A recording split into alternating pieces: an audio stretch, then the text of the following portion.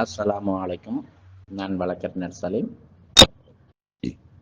நமக்கு கேட்கப்பட்ட கேள்வி, பரம்பரை முத்தவள்ளிகளுடைய உரிமைகள் என்ன, அவர்கள் வக்ஃபு சொத்துல எந்த அளவு உரிமைக்கு உட்பட்டவர்கள். இதுதான் பொதுவாக முத்தவள்ளிங்கிற அந்த டேர்ம்ஸ் மஸ்ட் நம்ம பார்க்கணும். முத்தவள்ளி என்பவருடைய டேர்ம்ஸ் என்ன அப்படின்னு சொன்னா, அவர் எந்த வக்ஃபு சொத்துக்கும் உரிமையாளர் இல்லை. மார்க்க ரீதியிலான மற்றும் வக்ஃபு வாரிய சட்டங்கள் ரீதியான அந்த வக்ஃபினையும் அதோடைய சொத்துக்களையும் அந்தந்த காலகட்டத்தில் சட்டத்துக்கு உட்பட்டும் மார்க்கத்துக்கு உட்பட்டும் பரிபாலனம் மற்றும் நிர்வாகம் மேற்பார்வை செய்வர் மட்டும்தான். அவர் எந்த காலத்திலையும் சொத்துக்கு உரிமையாளர் கிடையாது. அவருக்கு அந்த வக்ஃபு சொத்தை விற்பதற்கோ அடமானம் வைப்பதற்கோ உரிமை மாற்றம் செய்வதற்கோ அதை தனக்காக பாராதீனம் செய்து கொள்வதற்கோ அதிலிருந்து வரக்கூடிய வருமானங்களை தனதாக்கி கொள்வதற்கோ ஒரு பிடி எடுத்து சாப்பிடுவதற்கோ எந்த விதயமும் ஆகுமானதும் இல்லை. அதெல்லாம் தவிர்க்கப்பட்டது. இதுதான் முத்தவள்ளியுடைய ஜெனரல் டேர்ம்ஸ். இப்ப அதுல பரம்பரை முத்தவள்ளிங்கிற ஒரு கான்செப்ட் உள்ள வருது. இப்ப இந்த பரம்பரை முத்தவள்ளிய 2 கூறுகளாக நம்ம பிரிக்கணும். 2 கூறுகளாக பிரிக்கிறேன். ஃபர்ஸ்ட் நான் எளிமையா சொல்லிடுறேன். 2வது கூறு தான் நமக்கு மிகுந்த சந்தேகத்தையும் ஐயப்பாடையும் பல விஷயங்களையும் கொள்ளக்கூடியது இந்த 2வது முறை தான். அதுக்கு முன்னாடி முன்முறை பார்த்துடலாம். 1958க்கு முன்பாடி எந்த வக்ஃபும் முறையாக பதிவு செய்யப்படவில்லை. காலங்காலமா அந்த காலத்தில் இருந்த பெரியவர்கள், சூஃபிக்கள், அதே மாதிரி ஜமீன்தார்கள், இஸ்லாமிய மார்க்க அறிஞர்கள், பெருந்தனவான்கள், நவாபுகள், சுல்தான்கள் இவர்கள்லாம் கொடுத்திருப்பாங்க. அந்த மாதிரியான சொத்துக்களை நம்ம காலங்காலமா ஆண்டனுச்சிட்டு வந்திருப்போம். ஆண்டனுச்சிட்டு தான் அதை வக்ஃபா பிரகடனப்படுத்தி இஸ்லாமிய மதம் மற்றும் நோக்கங்களுக்காக பயன்படுத்தி இருக்கிற ஆரம்ப காலத்து வக்ஃப் சொத்துக்கள். இந்த சொத்துக்களுக்கெல்லாம் எந்த விதமான பத்திரங்களும் பட்டயமும் இருக்காது. ஏன்னா அந்த காலத்துல ரிஜிஸ்ட்ரேஷன் ஆபீஸோ வருவாய்த்துறை சார்ந்த அரசு அலுவலகமோ கிடையாது. சுதந்திரத்துக்கு பிற்பாடு அல்லது ஆங்கில ஆதிக்கம் வந்ததுக்கு பிற்பாடு தான் அதெல்லாம் கொஞ்சம் கொஞ்சமா உருவாச்சு.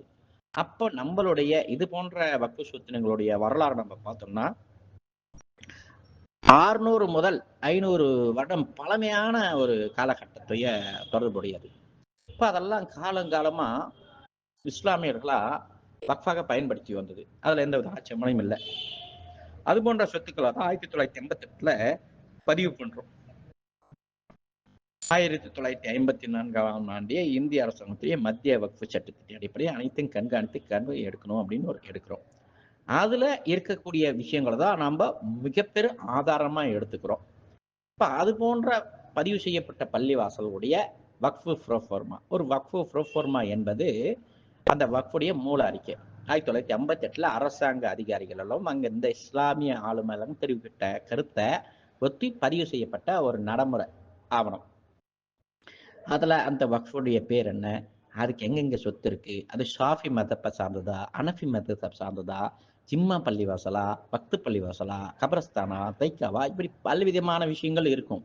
அதே போல அந்த வக்ஃபுடைய நிர்வாகம் எப்படி நடத்தப்பட வேண்டும் ஒரு காலம் ஒன்று இருக்கும். அதுல எலெக்ஷன் சொல்லி இருக்கலாம். எலெக்ஷன்னா தேர்தல், அந்த ஜமாத்துடைய பொதுக்குழு உறுப்பினர்கள் தேர்தல் மூலமாக அந்த நிர்வாகத்தை தேர்ந்தெடுப்பார்கள். அதை எலெக்ஷன் சொல்லுவோம். ஆர் செலெக்ஷன் இருக்கும். செலெக்ஷன் அப்படின்னு சொன்னா ஜமாத் பொதுக்குழு உறுப்பினர்கள் தேர்ந்தெடுப்பு மூலமா அவர்களுக்குள்ள தேர்ந்தெடுக்கக்கூடிய தேர்ந்தெடுப்பு முறையில தேர்ந்தெடுப்பு செலெக்ஷன். ஒண்ணு இருக்கும், ஹெரிடேட்டரி, பரம்பரை முத்தவள்ளி. அந்த வார்த்தை தான் அந்த இடத்துல இருக்கும். இது 1958 ஆவணங்கள்ல இருக்கும். இப்போ பரம்பரை முத்தவள்ளி அந்த வார்த்தைக்கு மட்டும்தான் நான் ஃபர்ஸ்ட் கூறுக்கு நான் சொல்றேன். 2வது அந்த பரம்பரை முத்தவள்ளிக்கு வேற விளக்கம் இருக்கு, நான் அதை தரேன். இப்ப 1958ல இருக்கக்கூடிய வெறும் பதிவேடுகளை மட்டும், வேற எந்த ஆவணமும் இல்லை. இது போன்று பரம்பரைப்பா அப்படின்னு சொல்லிட்டாங்கன்னா அந்த ஹான்தான் பேர் அதுல எழுதியிருக்கும். அப்ப அந்த கான்டானை சேர்ந்தவர் 1958ல அதை பரிபாலனம் பண்ணியிருப்பாங்க. அவர்கள் முன்னோர்கள் பதிப்பாங்க. அதெல்லாம் அதுல எக்ஸ்ட்ராக்ட்ல பதிவா இருக்கும். அப்ப அது போன்ற பதிவா இருக்கக்கூடிய பரம்பரை முத்தவள்ளி ஷிப்ப அவர் எவர் இருக்காரோ அவர் பேர் 1958ல பதிவு இருப்பாங்க. அவர் இறந்துட்டாருன்னா அவருடைய ஆண் வழி தோன்றல்கள் 10 பேர் இருப்பாங்க. அந்த காலத்துல ஆம்பளை பசங்க யாரு தேர்ந்தெடுப்பாங்க? 10 பேரையுமே போட்டுருவாங்களா? அப்பதான் சட்டம் சொல்லுது ஒரு நபர் பரம்பரை முத்தவள்ளியா இருந்து அவர் இறந்து விட்டால் அவருடைய வாரிசை தேர்ந்தெடுக்கணும் ஒரு சூழ்நிலை இருந்தால் அந்த வாரிசுகள் முறைப்படி தமிழ்நாடு அரசு வக்ஃப் வாரியத்தை அணுக வேண்டும். அவர்கள் அந்த 10 பேர்ல எவருக்கு அது தகுதியின் அடிப்படையில அது இருக்கு, எவரேனும் வக்ஃபு சொத்தோ மற்ற விஷயத்துல முறைகேடு பண்ணியிருக்காங்களோ அவங்களுக்கு எல்லாம் எல்லாமே அந்த குவாலிஃபிகேஷன் போய் யாருக்கு குவாலிஃபிகேஷன் இருக்கோ அவங்கள போடுவாங்க. அல்லது அந்த 10 சகோதரர்கள் இருக்காங்கன்னா 10 பேர் யாராவது ஒருத்தரை முன்மொழிவாங்க. நாங்க 9 பேர் முன்மொழிகிறாங்க, எங்க குடும்பத்துல மூத்த ஆண் மகன் இருக்காரு, அவரையே நீங்க போடுங்க அப்படிங்கிற மாதிரி அஃபிடேவிட் தருவாங்க. அதை வச்சு வக்ஃப் வாரியம் நியமிக்கும். ஒருவேளை அவர் காலத்துக்கு பிந்தி அவரும் இறந்துட்டாருன்னா மீண்டும் அவருடைய ஆண்வழி சந்ததிகள் அப்படியே வரும். அவருடைய ஆண்வழி சந்ததிகள்ங்கிறது இந்த இடத்துல என்ன ஆகுது, டிஃப்ரெண்ட் ஆகுது. ஏன்னா அவருடைய சந்ததி மட்டும் இல்ல, அவருக்கு விட்டு கொடுத்த 9 ஆண்கள் இருக்காங்கல்ல, அவங்களுடைய பிள்ளைகள், இவர் முத்தவள்ளியா வர்றாருல இவர், அப்ப 10 பேருடைய ஆண்மொழி பிள்ளைகள்ல அடுத்த நிர்வாகத்தை தேர்ந்தெடுக்கும் வக்ஃப் வாரியம். இதே முறையை கையாளும். இதை பரம்பரை முத்தவள்ளி பண்றோம். இந்த பரம்பரை முத்தவள்ளிக்கும் நான் ஏற்கனவே சொன்ன முத்தவள்ளிக்கு என்ன தொடர்பு? ஒரு கர்மாந்திரமும் கிடையாது. வெளிப்படையா சொல்லணும்னா முத்தவள்ளிக்கு என்ன வேலை? பெருக்கி தொடக்கி வச்சிருக்கணும். அது சமுதாயத்துடைய சொத்தாக இருந்தாலும் சமுதாயத்துடைய மக்களா இருந்தாலும் பெருக்கி தொடச்சி அவங்களை மேலாண்மை செய்யக்கூடிய விஷயம்தான் அந்த பள்ளிவாசலை பெருக்கி துடைக்கக்கூடிய வேலை. பெருக்கி துடைக்கிறது நான் பெருக்கி துடைக்க சொல்ல, அதோடைய நிர்வாகத்தை மிக தெளிவாகவும் அழகாகவும் நேர்த்தியாகவும் வெளிப்படைத்தன்மையாகவும் எடுத்துட்டு போறது. அங்க இருக்கக்கூடிய கசடுகளை நீக்கி தூய்மைப்படுத்தக்கூடிய பணிதான் முத்தவளுடைய வேலை. அது சொத்து சார்ந்தும் அது வருமானம் சார்ந்தும் ஊர் மக்களை கட்டி அழைத்து கொடுக்கிற, ஊர் மக்களை இஸ்லாமிய பால் அழைத்து கொடுக்கிற, அதுதான் முத்தவளுடைய வேலை. அதை சுருக்கமா நம்ம பெருக்கி துடைக்கிற வேலைன்னு சொல்லிடலாம். அது இக்லாசான ஒரு பணி. முத்தவள்ளி தான் ஒரு ஊருடைய ஆத்தன்டிகேஷன். அல்லாவுடைய அருள் பார்வையை கடிச்சாலும் அந்த ஊருக்கு அவர் தலையில தான் முதல்ல இறங்கும். அல்லாவுடைய கோப பார்வை இருந்தாலும் முதல்ல அவர் தலையில தான் இடி இறங்கும். அதுபோல நமக்கு அமீரத்துவம் தரக்கூடிய ஒரு உன்னதமான பணி தான் அந்த முத்தவள்ளிஷிப். அப்போ முத்தவள்ளிய செலக்ஷன் எலெக்ஷன் மூலமா தேர்ந்தெடுக்கலாம். அப்ப இந்த பரம்பரைன்னு வந்துச்சுன்னா எப்படி டிஃபர் ஆகுறாங்கன்னா, செலக்ஷன் எலெக்ஷன்ங்கிற முறை அந்த இடத்துல செத்து போது ஊர் மக்களுக்கு இருக்கக்கூடிய தேர்ந்தெடுப்பு அல்லது தேர்தல் நடத்தக்கூடிய உரிமை அந்த இடத்துல செத்து போது அவர் காந்தானா வரலாம். பரம்பரன் வந்துடுச்சு 1988 மூளை அரைக்கல, அப்ப நாங்க இருந்தோம், அதுக்கப்புறம் என் பிள்ளை அது நீங்க டிஸ்ட்ராய்ட் பண்ண முடியாது. அது அப்படியே தான் வரும். அதான் பரம்பரை முத்தவள்ளின்னு சொல்றோம். ஆக முத்தவள்ளிக்கு இருக்கக்கூடிய அதே அளவுதான் இங்க இருக்கு. இவருக்கு கூடுதலா ஒண்ணும் வந்துடாது. இவரு குடும்ப சகிதமா அந்த பெருக்கி துடைக்கக்கூடிய வேலைய, நான் சொன்ன பெருக்கி துடைக்கிறது நீங்க தவறா நினைச்சுக்க வேணாம், அதை இயல்பான வார்த்தையா நம்ம எடுத்துப்போம். அந்த பெருக்கி துடைக்கிறதுங்கிறது அந்த பள்ளிவாசலுடைய நீரோட்டத்தை தூய்மையாக வைத்துக் கொள்வது, அனைத்தையும் அகற்றி வேண்டியது, அந்த சமுதாயத்தை தீமையிலிருந்து காப்பாற்றி ஒரு உன்னதமான நிலையில வச்சுக்கிறது. அது சாதாரண முத்தவள்ளிக்கு அந்த பவர் எங்கன்னு வருது? ஊர் மக்கள் பொதுக்குழு மூலமாக கொடுப்பது. இந்த இடத்துல பரம்பரையா இன்னாருக்கு வருது. இதுதான் டிஃப்ரெண்ட். முத்தவள்ளிக்கும் பரம்பரை முத்தவள்ளிக்கும் இவ்வளவுதான். அப்ப என்ன அது அர்த்தம்? பரம்பரையா நாங்க இருந்து அதை சேவகம் பண்ணக்கூடிய உரிமை தான் இருக்கிறத தவிர, பரம்பரை முத்தவள்ளிங்கிற ஒரு காரணத்தால இருக்கிற சொத்துல எனக்கு என் அப்பன் கொடுத்துட்டு போனேன், எனக்கு கீழே தாண்டா நீ, எங்க கீழே தாண்டா இந்த ஊரு அப்படின்னு சொல்றதுக்கான எந்த விதமான ஆத்தன்டிகேஷனும் கிடையாது. ஒரு நபர் அல்லாவுக்காக ஒரு சொத்தை அர்ப்பணிச்சட்டா அது அல்லாவுக்கானது. அதுல என்னுடைய வாரிசுகள் இதை பரிபாலனம் பண்ணுவாங்க அப்படின்னு எழுதியிருந்தால் அது வாரிசுக்கு நிர்வாகம் செய்யக்கூடிய உரிமைதான் போவ தவிர, சொத்துல பங்கு வந்துடும், என் தாதா தான் கூத்தாரு, நான் எனக்கு தான்டா தாதா, நீங்க எல்லாம் எனக்கு கூஜாங்கிற மாதிரியான செயல்போக்கு எல்லா இடத்துலயும் நடக்குது. இத இந்த பொதுவான சட்டத்தை தெரிந்து கொள்ளாத பொதுக்குழு உறுப்பினர்கள் என்ன பண்றாங்கன்னா, ஐயோ அவங்க தான் கொடுத்தாங்க போல இருக்கு, அவங்க பேர்ல தான் எல்லா ரெக்கார்டும் இருக்கு, அவங்க தான் டான், நம்ம அவங்களுக்கு கீழே நினைச்சுக்கிறோம். பட் சட்டம் அது இல்லை. எப்படி ஒரு தனிப்பட்ட முத்தவள்ளியை நீங்க தேர்ந்தெடுக்க வைக்கிறீங்களோ அவருக்கான அத்தனையும் தான் இவருக்கு இருக்கு. இவர் பரம்பரை முறையில வந்துருவார். தேர்தலுங்கிற அந்த விதிமுறைக்கு கட்டுப்பட்டவர் அல்ல. இவருக்கு இயல்பாகவே அந்த இடத்துல பொறுப்பு வந்துடும். ஹெரிடேட்டரி அந்த இடத்துல பொறுப்பு வருதை தவிர்த்து இவருக்கு சொத்துல ஒரு மண்ணும் கிடையாது. அந்த சொத்துல தூக்கக்கூடிய எந்த விதமான விஷயம் கிடையாது. அவர் பரம்பரையுமே அவர் பண்ணுவார். பண்ண முடியலையா நீங்க வச்சுக்கீங்க, 100 கிட்ட கொடுத்துட்டு போயிடலாம், சட்டம் அங்கீகரிக்கிறது. ஏன்னா தமிழ்நாடு அரசு வாங்கி பாருங்க, எங்களால எங்க காந்தானால முடிச்சு போயிடும். பல ஊர்ல அந்த காந்தான சங்கிலி தொடர்பு அறந்துருச்சு. கிளாஸா அந்த ஊர்ல அந்த பணிகளை மேற்கொள்வார்கள். அந்த இடத்துல எந்த விதமான சொத்து இல்லைன்னு ஒரு பைசா கூட எடுத்து சாப்பிட மாட்டாங்க. அப்படி இருக்கும் பொழுது அந்த ஊர்ல வளர்ச்சி பெற்று இஸ்லாமிய விளிமத்திற்கு அவர்கள் குடும்பத்தை விட மிக மூத்த ஆலிமார்கள், இறைநேசர்கள், அது போல பள்ளிவாசல் நிர்வாகத்துக்கு திறம்பட செய்யக்கூடிய ஆட்கள் இருந்தாங்கன்னா அந்த ஊர்ல அவங்கள என்ன பண்ணுவாங்க, நீங்க பாத்துக்கோங்க இனிமேல்ட்டு அல்ஹம்துலில்லாஹ் அப்படின்னு சொல்லிட்டு கொடுத்துட்டு போயிடுவாங்க.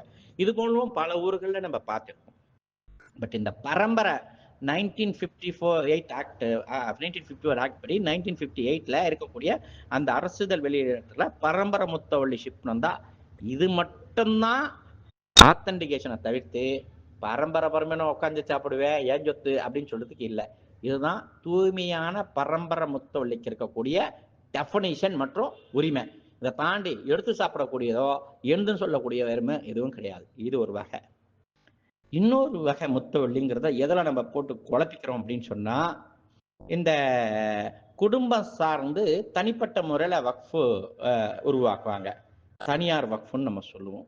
அந்த தனியார் வக்ஃபுல அதை வக்ஃபை நிர்வகிக்கக்கூடிய அவர்கள் என்ன சொல்லுவாங்கன்னா, இதை காலங்காலமா நம்மளுடைய ஆண்வழி சந்ததிகள் நிர்வகிக்கணும். இதை வரக்கூடிய வருமானங்களை இந்தந்த முறைக்கு பயணணும். இதுல வரக்கூடிய ஒரு வருமானத்தை இஸ்லாமிய விழுமியங்களுக்காக பயன்படுத்தணும். இந்த வக்ஃபின் அடிப்படையில் ஒரு பள்ளி வாசலை நாங்க கட்டி வச்சிருக்கேன், அதை நீங்க பரிபாலனம் பண்ணீங்க. இது மாதிரி ஏதாவது ஒண்ணு அந்த காலத்துல இருக்கக்கூடிய பெரியவர்கள் எழுதி வைப்பாங்க. அதுக்கு டைட்டில் டீட் இருக்கும். நம்ம சொன்னது 1958 கவர்மெண்ட் கெஸ்ட் மட்டும் தான் பேசியிருந்தோம். அதுல நம்ம டிஃபர் ஆகிறோம். டைட்டில் டீட் இருக்கும். டைட்டில் என்னன்னா, இந்த வக்ஃபை உருவாக்கியவர் எழுதி கொடுத்த வக்ஃபு நாமா, வக்ஃபு பத்திரம், வக்ஃபா பிரகடனப்படுத்திய பத்திரம். அதுல ஏதாவது ஒரு குறிப்பில் இதை நான் பகுதி அளவு வக்ஃபு செய்து விட்டேன், இந்த நோக்கத்துக்காக நான் செஞ்சு விட்டேன், இந்த நோக்கத்தை நீங்க பரிபாலனை பண்ணி இதுல இதை நீங்க எடுத்து சாப்பிடலாம், இதை நீங்க எடுத்து சாப்பிட்டாலும் இதை நீங்க இதை கொடுத்துடணும்னு சொல்லிட்டு ரெண்டுத்தையும் கலந்துரையாக சேர்ந்து ஒரு வக்ஃபை வடிவமைப்பார்கள். அது ஸ்பெஷலானது, ஒவ்வொரு வக்ஃபுக்கும் டிஃப்ரெண்ட் ஆனது. பொதுவான நோக்கத்துல அது மாதிரி இருக்கு இப்படியா அப்படின்னு கேட்ட முடியாது. ஒவ்வொரு வக்ஃபையும் நீங்க சொல்றீங்கல்ல, ஒவ்வொரு வக்ஃபையும் பரம்பரை முத்தவள்ளி ஷிப்புங்கிற இடத்துல அந்த முத்தவள்ளி எடுத்து சாப்பிட்றாரு, அவருடைய சொத்தாத மறைக்கிறாரு, எங்களை ஊர்ல உள்ள விட மாட்டேன்றாரு, கேள்வி கேட்க முடியல, கணக்கு கேட்க முடியல, அவர் எடுத்து வானாந்திரமா விட்டுட்டு பள்ளிவாசலுக்கு 1000 ரூபாய் தான் கொடுக்குறாரு. இந்த மாதிரி எல்லா ஊர்லயும் குற்றச்சாட்டு இருக்கிறது. பட் ஒவ்வொரு பரம்பரை முத்தவள்ளி ஷிப்புக்கு கீழே இருக்கக்கூடிய அந்த வக்ஃபும் வித்தியாசமானது. அந்த வக்ஃபுடைய முத்தவள்ளிக்கு, பரம்பரை முத்தவள்ளிக்கு என்ன உரிமை இருக்குங்கிறத அதோடைய டைட்டில் டீடை பார்த்து தான் நம்ம ஒரு முடிவுக்கு வர முடியும். டைட்டில் டீடு பார்க்காம அவனுக்கு ஒண்ணுமே இல்லை, அவன் திருடி சாப்பிட்றான்னு எந்த இடத்துலயும் நம்ம சொல்லிட முடியாது. அப்போ வெளிப்படையா வெறும் பரம்பரை முத்தவள்ளி ஷிப் தான் இருந்துச்சுன்னா அவங்க நிர்வாகம் பண்ணக்கூடிய அதிகாரம் மட்டும்தான் அவர்களுக்கு உண்டு. இன்னொன்னு பரம்பரை வக்ஃபுங்கிறது இது போன்று ஏதாவது கொடுத்தவர்கள் அதை பண்ணியிருப்பாங்க, ஏதாவது ஒரு கமாவோ புல் ஸ்டாப்போ அந்த டைட்டில் டீட்ல வச்சிருப்பாங்க. ஸோ அந்த டைட்டில் டீட் தான் அவர்களுக்கான உரிமை எந்த அளவுக்குங்கிறத ஸ்டிப்புலேட்டட் பண்ணும், டெஃபனைட் பண்ணும். ஸோ அதை நம்ம படிச்சு பார்க்காம நம்ம குத்தம் சொல்ல முடியாது. அந்த விஷயம் ஒவ்வொரு பரம்பரை முத்தவள்ளிக்கு உட்பட்ட அந்த வக்ஃபுக்கு தனித்தனியா இருக்கிறது. பட் எனிவே அல்லாஹ்காக நான் கொடுத்துட்டேன்னு ஒரு டைட்டில் டீட்ல இருந்ததுன்னா அதுல ஒரு பறக்கையை எடுத்து சாப்பிடுறது அந்த பரம்பரை முத்தவள்ளிக்கோ, அவர்கள் சார்ந்த சமுதாயத்துக்கோ, அவர்கள் சார்ந்த அடுத்தடுத்த சங்கிலி தொடர்பு இருக்கக்கூடிய வாரிசுதாருக்கோ ஹராமாக்கப்பட்டது. அது அந்த குடும்பத்தாருக்கு இஸ்லாமிய பற்றிய விளிமுறைகள் இல்லாம சில இடங்களில் தாதா குத்தாரியா அந்த பள்ளிவாசலுக்கு லைட்டு போடுற, அந்த பள்ளிவாசலுக்கு தண்ணி கொடுக்குற, வேற என்ன உனக்கு பண்ணணும், கஞ்சி கூட நான் என் காசு தானே ஊத்துறேன் அப்படிங்கிற அந்த குறுகிய மனப்பான்மைக்கு சில பரம்பரை முத்தவள்ளிகள் அது சார்ந்து அறியாமையில அப்படி வராங்க. அவங்கள வச்சு எல்லா பரம்பரை முத்தவள்ளியும் நம்ம எடையும் போற்ற முடியாது. சில இடங்கள்ல இது போன்று நடக்குது. அங்க இருக்கக்கூடிய மார்க்க அறிஞர்கள், சமுதாயம் சார்ந்த விளிமியங்களை தெரிஞ்சவங்க, தமிழ்நாடு வக்ஃப் அதிகாரிகள் உங்களுக்கு சொல்லிடணும், உங்களை கூப்பிட்டு உங்களுக்கு இருக்கக்கூடிய டைட்டில் டீடின் படி இவ்வளவுதான் உங்களுக்கு உரிமை இருக்கு, இதை தாண்டி உரிமை இல்லை. அந்த உரிமை நீ எடுத்துட்டா அதுக்கு பேர் திருட்டு, அதுக்கு பேர் முறைகேடு, அதுக்கு பேர் ஊழல், நாளைக்கு அல்லாஹ் கிட்ட போய் நீ பதில் சொல்லுவாங்கிற அந்த இறையச்சத்தை நம்ம முதல்ல அவருக்கு கூட்டணும், அவருக்கு எடுத்து கொடுக்கணும். ஏன்னா இங்க பெரும்பான்மையான பரம்பரை முத்தவள்ளிகளுக்கும் வக்ஃபு சார்ந்த சட்ட திட்டங்களோ வக்ஃபு சார்ந்த மார்க்கத்துல என்ன சொல்லியிருக்காங்களோன்னு எதுவும் கிடையாது. எங்க தாதா பண்ணாரு, எங்க அத்தா பண்ணாரு, நான் பண்ணிட்டு இருக்கேன், உனக்கு என்ன பிரச்சனை அப்படின்னு அதை ஒரு வழக்காரின் அடிப்படையை எடுத்துட்டு வந்துருவாங்க. வழக்காருங்கிறது தவறு. இஸ்லாமிய விளிம்புகளும் சட்டங்கள் தான் பெருசு. ஸோ அதை நம்ம அவங்களுக்கு எடுத்து வச்சோம் அப்படின்னு சொன்னாலே பல இடங்கள்ல இது போர் தவறுதலா எங்க குடும்ப சொத்துன்னு பரம்பரை முத்தவள்ளிகள் நினைத்து கொண்டிருந்ததை நம்ம சட்ட ரீதியாவோ மார்க்க ரீதியாவோ அவங்ககிட்ட போய் அவங்க குடும்ப சகிதமா உட்காந்து இது தவறான ஒரு சிந்தனைங்க, இது நீங்க பரிபாலனம் பண்றதுக்கு தான் உரிமை கொடுத்திருக்க தவிர நீங்க எடுத்து தின்றதுக்கு எந்த இடத்துலயும் உரிமை இல்லைங்கிறத சொல்லக்கூடிய நபர்கள் சொல்லக்கூடிய அன்பான விதத்துல எடுத்து சொன்னோம்னா பல பள்ளிவாசல் எனக்கு தெரிஞ்சு நான் என்னுடைய மேற்பார்வையில அதை சரி செய்து கொண்டிருக்கிறேன். அவர்கிட்ட அழகான முறையில எடுத்து சொல்லியிருக்கோம். அவர்களும் அதை புரிந்து கொண்டு அதுக்கப்புறம் அதுல கையை வைக்கிறதோ காலை வைக்கிறதோ விட்டு கொடுத்துருக்காங்க. இதெல்லாம் நிதர்சனமான உண்மை. ஸோ இந்த கருத்தியலை கொண்டு போய் அவங்ககிட்ட சேர்க்கணும். இந்த கருத்தியலுக்கு முதல்ல தெரியாத இந்த சமுதாயம் இருக்கு. இப்ப இந்த கருத்தியலை அந்தந்த பகுதி எது பாதிக்கப்பட்டிருக்கிறதோ பரம்பரை முத்தவள்ளி ஷிப்புங்கிற அந்த இடத்துல இருக்கக்கூடிய டைட்டில் டீட், ப்ரோஃபார்மா, இவங்க ஏதாவது பத்திரம் வச்சு எல்லாத்தையும் நம்ம எடுத்து ஆய்வு பண்ணி அதுல என்ன உரிமை இருக்குன்னு முதல்ல நம்ம தெரிஞ்சிடணும். அப்ப அவர்கள் பண்றது சட்டத்துக்கு உட்பட்டது இல்லைன்னு ஒரு சூழ்நிலை வந்துச்சுன்னா உடனடியா அவங்க கிட்ட ஒரு ஒரு ஒரு குழுவாக சேர்ந்து ஒரு மார்க்க அறிஞர்கள், ஒரு சட்டம் திறந்த வழக்கறிஞர்கள், வக்ஃபாரி அதிகாரிகள், ஊர் தனவான்கள், ஊர் பெரிய மக்கள், இரையச்சமுடைய இமாம்கள், இவங்கெல்லாம் கோர்வையாக்கி எடுத்துட்டு போய் அவங்ககிட்ட சொல்ல வேண்டியது நம்ம கடமை. அந்த கடமையை நம்ம பல இடங்கள்ல மிஸ் பண்றோம். மிஸ் பண்ணிட்டு அவனுக்கு தெரியாத அறியாமலே ஏதோ ஒரு தீமை செஞ்சுட்டு இருக்கான். அதை நன்மைன்னு நினைச்சு அவன் அப்படியே நன்மைன்னு நினைச்சிட்டு தான் அதை பண்ணிட்டு இருக்கான். அவனுக்கு அதை தீமைங்கிற உணர்த்துற இடத்துல நம்ம இருக்கணும். பட் பெரும்பான்மையான இடத்துல இது சார்ந்த விழிப்புணர்வு இல்லை. ஒரு சில ஊர்கள்ல விழிப்புணர்வு சொல்றோம் அப்படிங்கிற பேர்ல நம்ம போனாலும் நந்தண்ட ராஜா வெளியே போடா பூஜான்னு சொல்லி அனுப்பிச்சிருக்காங்க. இதுவும் நம்ம நிதர்சனமா நம்ம பார்த்துட்டு இருக்கோம். ஸோ இந்த பரம்பரை முத்தவள்ளி ஷிப்புங்கிறது நிறைய பேர் என்கிட்ட இப்ப புதுசா பாய் நாங்க ஒரு கான்செப்ட் கொண்டு வரோம், நாங்க பள்ளிவாசலுக்கு கொடுக்க போறோம். ஒரே வார்த்தை தான், வழக்கறிஞர்ங்கிற முறையிலையும் இஸ்லாமிய பார்வையிலும் ஒரு விஷயம் தான் சொல்லுவேன். கொடுத்துட்டியா அந்த இடத்த திரும்பி பார்க்காம ஓடிடு. பரம்பரையா நான் தான் இருக்கணும் பையனுக்கு எழுதி கொடுத்தேன்னா 2 சங்கிலி தொடர்பர் அந்த சொத்துக்கு நமக்கும் இல்ல, பரிபாலனம் பண்ற உரிமை மட்டும்தான் நமக்கு இருக்குங்கிறத நினைச்சுப்பாங்க. 3வது தலைமுறை, 4வது தலைமுறை, 5வது தலைமுறை படித்த சமுதாயமாக இருந்தாலும் சரி, மார்க்கத்துல திளைத்திருந்தாலும் சரி, அவர்களுக்கு அந்த செய்தி கொண்டு போய் சேர அந்த டைட்டில் டீடு ஏதாவது ஒரு மூலைல இரும்பு பொட்டியில கிடக்கும். அது சார்ந்த எந்த புரிதலும் இருக்காது. அப்போ இயல்பாகவே அவர்கள் அது நம்ம சொத்துங்கிற அந்த பார்வைக்கு போய் அவர்களே அறியாம அல்லாஹ்வுடைய சொத்தை எடுத்து தின்னக்கூடிய பெரும்பாவும் உண்டாயிடும். எனவே எவர் இப்ப புதுசா அப்டேட்டிங்கா ஒரு சொத்தை வக்ஃபு பண்றாங்களோ தயவு செய்து கொடுத்துட்டு திரும்பி பார்க்காம ஓடி வந்துரு. என் பையனை போடுற, எங்க மச்சான் பிள்ளைய போடுற, என் அடுத்த சந்ததி வந்து பார்க்கணும், இதெல்லாம் போட்டோன்னா அடுத்த சந்ததிகளை தெரிந்தோ தெரியாமலோ திருட்டு வேலைக்கு தயார் செய்யக்கூடிய கும்பலாக நம்ம ஆயிடக்கூடாது. அது அடுத்தடுத்த சமுதாயத்துக்கு காலம் போச்சுன்னா எல்லாம் மறந்துடுங்க. காலம் போச்சுன்னா எல்லாமே மறந்துடும். பொது வக்ஃபா பண்ணிட்டோம்னு வச்சுங்களேன், முடிஞ்சு போச்சு கதை. என் தாதா கொடுத்ததுங்கிற சிந்தனை, எங்க அப்பா கொடுத்ததுங்கிற சிந்தனை, எங்க கொள்ளுதாதா கொடுத்துங்கிற அந்த சிந்தனை அடியோட அகண்டணும் அந்த சமுதாயத்தை. அப்பதான் அது நிலையான வக்ஃபா இருக்கும். ஒரு பொதுவான ஒரு ஜனநாயகத்துக்கு உட்பட்ட ஒரு சொத்தா இருக்கும். அதை விடுத்து எங்க தாதா கொடுத்தது, நீ யாரா என்ன கேள்வி கேட்கறதுக்கு?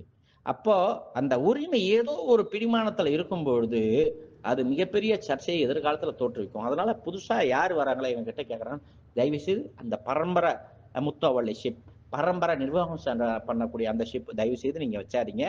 ஊருக்கு பொதுவா பொதுக்குழுக்கு கூட்டுறீங்க. அதை அடுத்தடுத்த வரவன் ஊருக்காரன் அதை டிசைட் பண்ணிடுவாங்கிறதா நான் சொல்லக்கூடிய ஒரு என்னுடைய சரியான ஆலோசனையா நான் நினைச்சுக்கிறது. அதை நான் சொல்றேன்.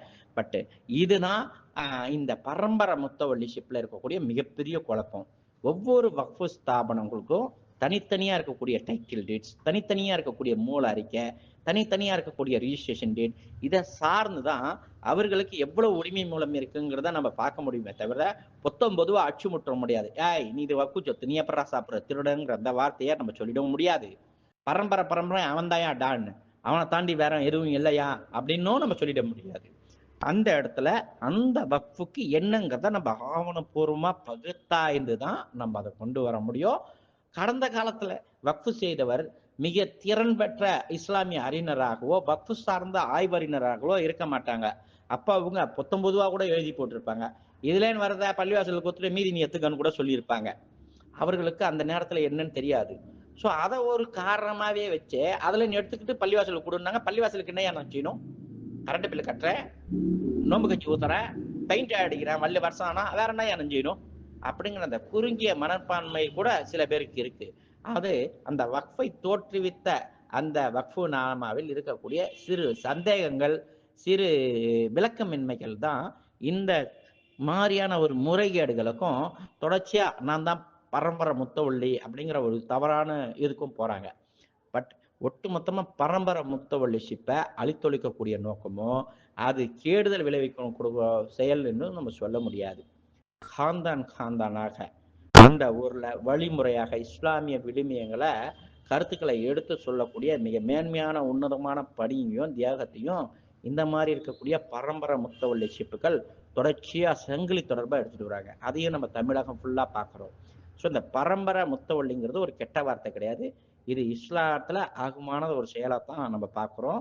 வக்ஃபு சட்டத்திலையும் ஆகமான செயலா தான் நம்ம பார்க்கிறோம். நிகழ்வுலையும் அது ஆகமான செயலா தான் நம்ம பார்க்கிறோம்.